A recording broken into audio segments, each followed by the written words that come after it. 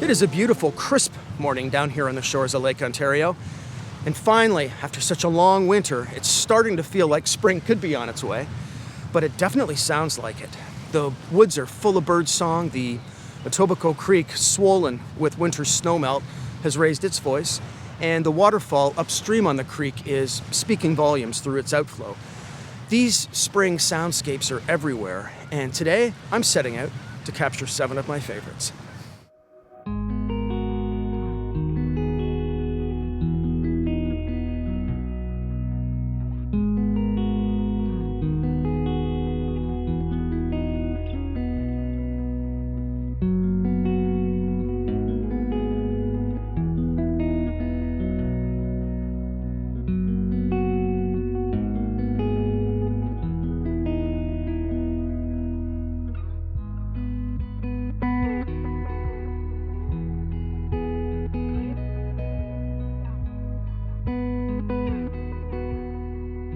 I've made my way into a forested area just set back from the lake, and I'm actually in between 2 lake shores at the moment. In front of me, the shores of Lake Ontario, and behind me, the shores of Lakeshore Boulevard Road. So there's bound to be some road sounds as well as water sounds and bird sounds in this recording. Now, where I am presently is an area that I call the Cathedral. It's a very wide open space in the forest with lots of footpaths. But above in the summer, it's a thick canopy full of birds, and well, it's spring right now, so that's peak migration. So I'm going to put on the headphones now, switch on the recorder, see what kind of sounds we're capturing.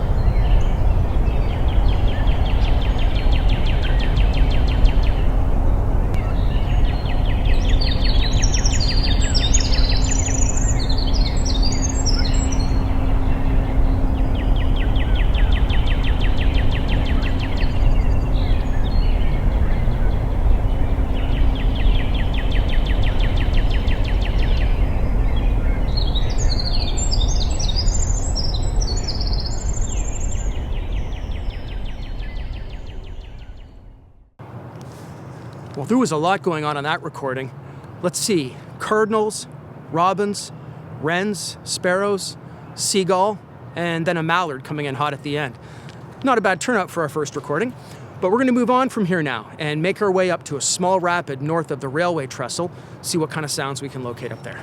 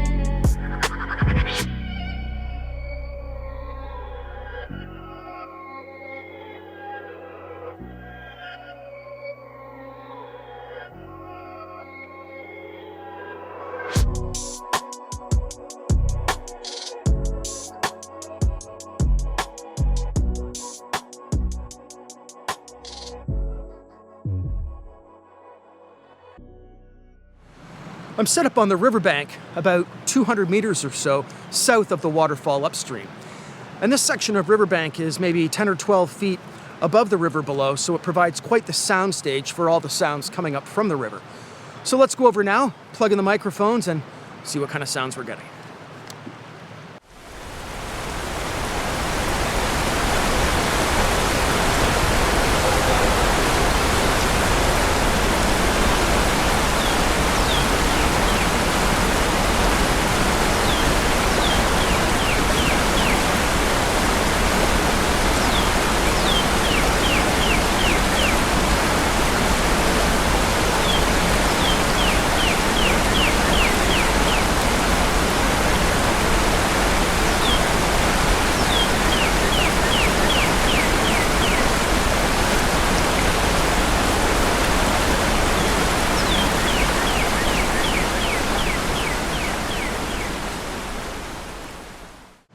This recording at the rapids had a lot of layers to it.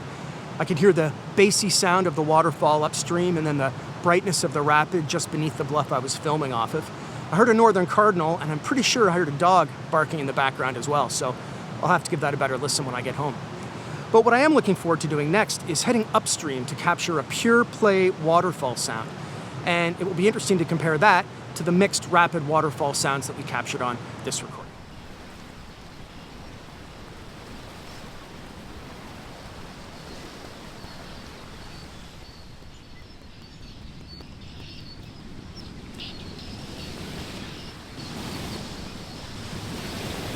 I've made my way further up the creek, and now I've arrived at the waterfall section behind me.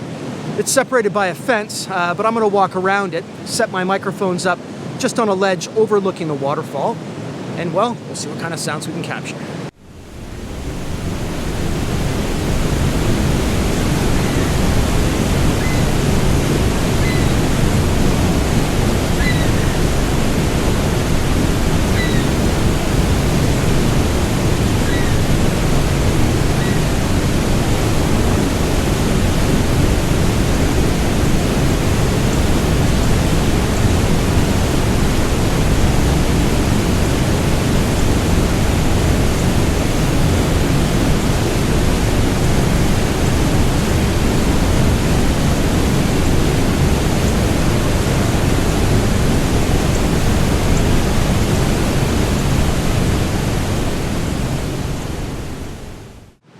Well, that was intense. In fact, the falls sound like they're 10 times their actual size once you listen to the recording through the recorder. And certainly much louder than they sounded when we were recording our piece downstream at the rapid. Anyway, time for us to step away from the river and make our way further up towards the QEW. We're going to tuck into a section of woods that I'm familiar with where there's lots of bird song and see what we can capture.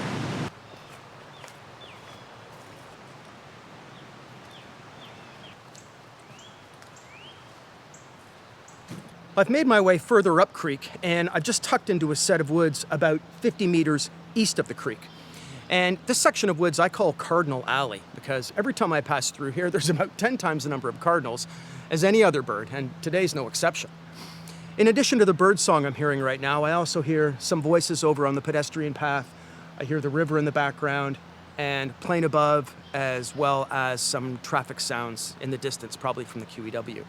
So my next step is going to be to set up the recorder, switch it on, and see what kind of sounds it's capturing.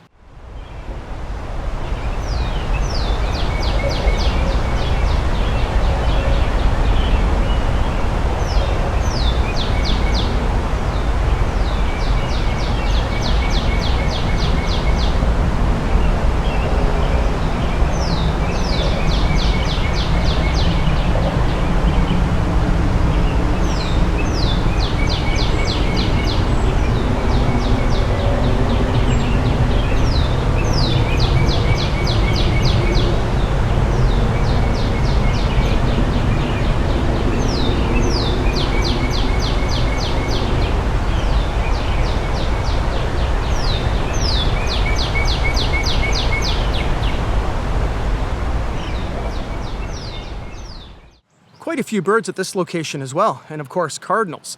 But we also had mockingbirds and chickadees make an appearance, and the mallard and the gull that we recorded down by the lake, well, they didn't show up this far upstream.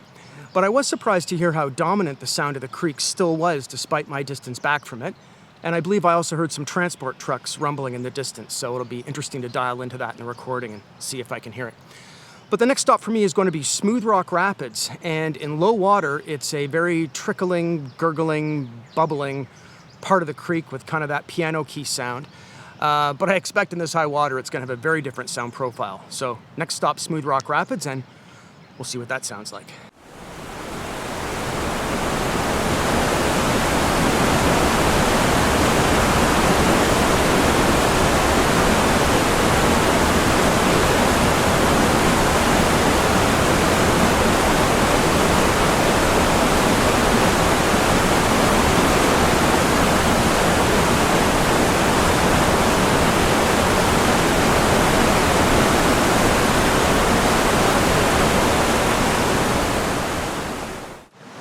It was a lot of fun to capture the sounds of Smoothrock Rapid, especially because it's about 5 times its normal volume. Ordinarily, it's sort of trickling over what appears to be a man-made ledge that stretches across the river. And I was hoping to capture a bit of a different sound profile than what we capture downstream, but with this high water, well, it is what it is. Anyway, next stop for us is going to be QEW Bridge up behind me, where I hope to capture a recording with a lot more layers, including the sounds of transport trucks passing over the bridge, as well as river below.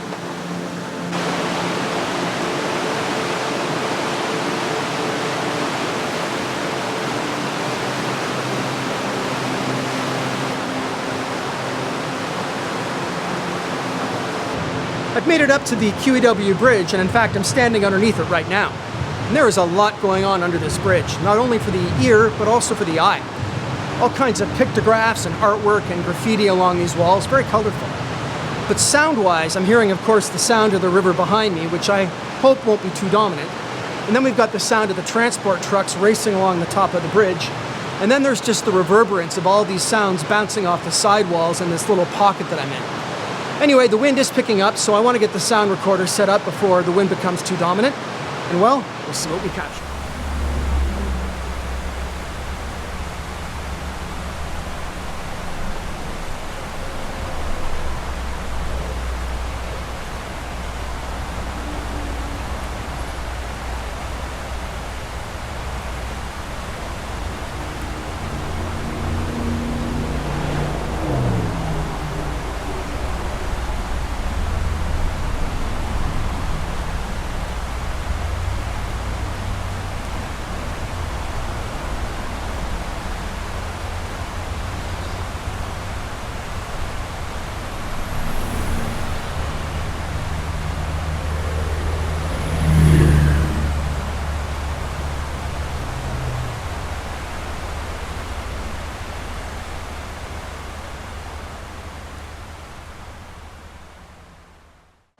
It has been a lot of fun recording under this bridge today, although very challenging as well due to the dominance of the water and somewhat quieter pickup, I think, of the transport trucks passing by above me.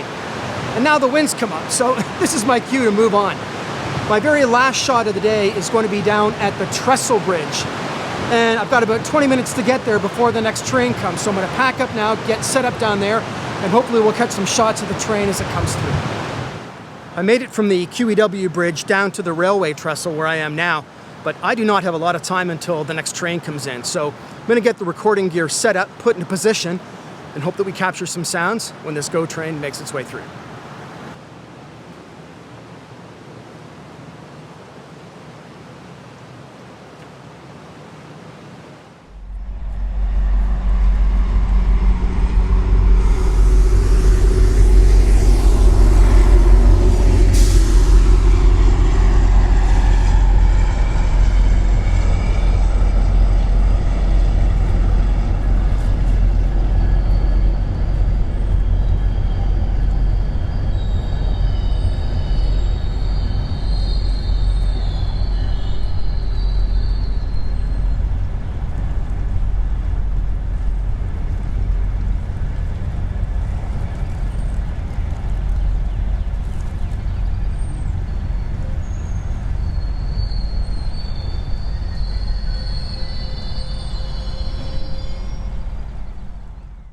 The recording at this train trestle could end up being my favorite one of the day. I just love the way that the sounds start in one ear and then move to the center and then sort of depart out the other ear as the train comes into the station. Also, a lot of other sounds down here today.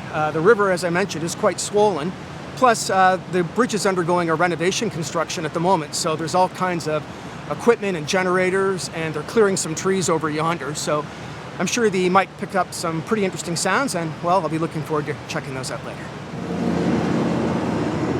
But I thought it'd be interesting if I could get closer to the tracks, maybe up near the station. So I'm going to hike my way out of the valley, make my way up to the top, and see if I can't get a good location to pick up sounds closer to track level.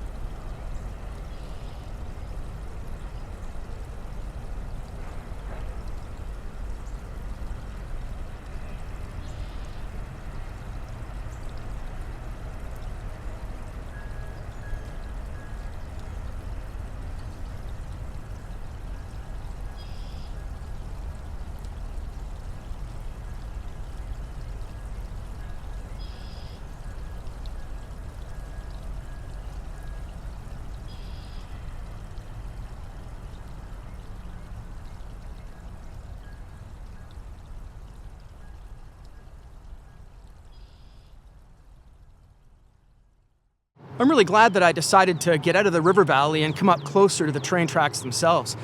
The sound profile up here is very different than the valley, especially without the river running alongside the recording. So now I've had a chance to record the trains as they pass by much more closely, catching all the creaks and the groans, and maybe a more of a directional sense of where the trains are traveling.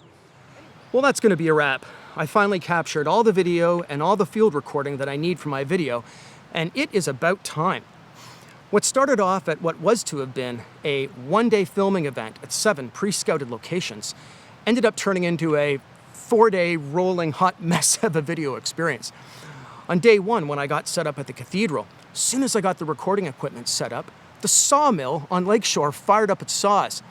So the next day, I headed up to the QEW Bridge to see what I could capture there, and as soon as I get up there, the wind comes up, it starts howling through the bridge underpass like it's aiming for me. So I had to abandon that recording and made my way down to the railway trestle, where I did get some video and some audio before it started raining. So in my haste to pack everything up, I left my tripod under the bridge, never to be seen again. And don't even get me started on the wardrobe error, for some reason deciding to wear a completely different jacket on the second day of my recording than I wore on the day before. That's a lot of fun to find in the edit.